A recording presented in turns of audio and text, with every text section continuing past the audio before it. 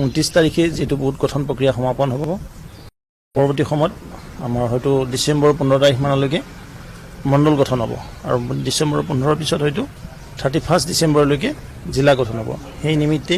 এখন দীঘলীয়া ওয়াৰ্কশপ কিছু সময়ৰ পিছতে ৰাষ্ট্ৰীয় কাৰ্যালয়ত দিনদয়াল মাৰ্গত অনুষ্ঠিত হ'ব তাৰ কাৰণে আমি আমাৰ অসমৰ আটাইকেইটা টিম অৰ্থাৎ আমাৰ সন্মানীয় প্ৰভাৰী হৰিশ দ্বিবেদী ডাঙৰীয়া আছে আমাৰ নিৰ্বাচন যি বিষয়ৰ দায়িত্ব ডাঙৰীয়া লগতে আমাৰ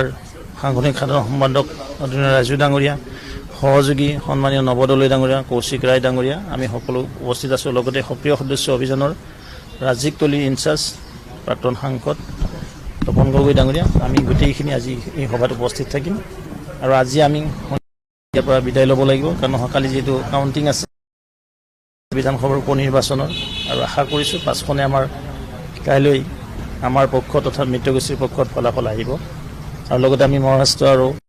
ঝাৰখণ্ড মোটামুটি মাননীয় মুখ্যমন্ত্ৰী মহোদয় যেটো তাত সহপ্ৰভাৰী হিচাপে কাম কৰিছিল ঝাৰখণ্ডবাসী ৰাইজে এনডিএ পুনৰবাৰ তাত তাৰ ওৰ পৰিব ৰাষ্ট্ৰটো পুনৰবাৰ লৈ তেওঁলোক আছে প্ৰতিটো নিৰ্বাচনতে কয় তেওঁলোক কেতিয়াও নাহাৰে আৰু হাৰিলে ইভিএমক দুখ দিয়ে চেণ্টাৰ কথা কয় যে অহাকালি তেওঁলোকে গম পাব কেইখনত হাৰে এটা ডাঙৰ দিনাখন আমাৰ কেবিনেট সভা হৈ গ'ল তাত সিদ্ধান্ত হৈছে যে জানুৱাৰী মাহৰ অৰ্থাৎ ডিসেম্বৰৰ শেষৰ নহয় জানুৱাৰীৰ আগে ভাগে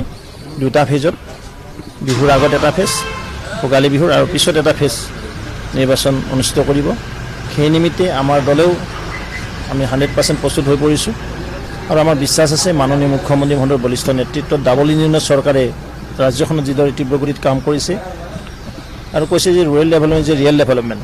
গ্ৰাম্য অঞ্চলৰ উন্নয়নৰ কাৰণে এইখন চৰকাৰ যি কমিটমেণ্ট আছে যি দায়বদ্ধতাৰে কাম কৰিছে নিশ্চিতভাৱে অসমৰ জনগণে